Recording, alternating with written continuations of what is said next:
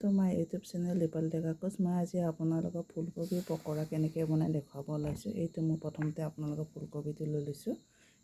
এতিয়া মই ফুলকবিখিনি এনেকৈ ডখৰকৈ কৰি লৈছোঁ আৰু লগতে মই তিতাকেৰেলা কেইটামানৰ এনেকৈ সৰু তিতাকেৰেলা ফালি লৈছোঁ।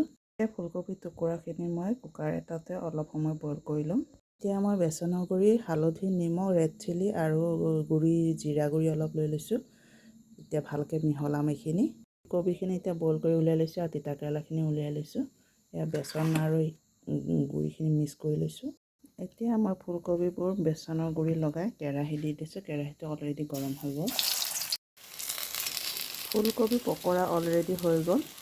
এয়া মই এতিয়া নমাইছোঁ। একেখিনি তেলতে মই এতিয়া তিতাকেৰেলাখিনি দি দিলোঁ। তিতাকেৰেলাখিনি অলৰেডি হৈ গ'ল।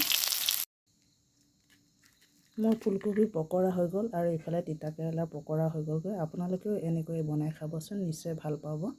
আজি ভিডিঅ'টো মই ইমানতে সামৰণি মাৰিলোঁ। থেংক ইউ, ধন্যবাদ, জয় অসম।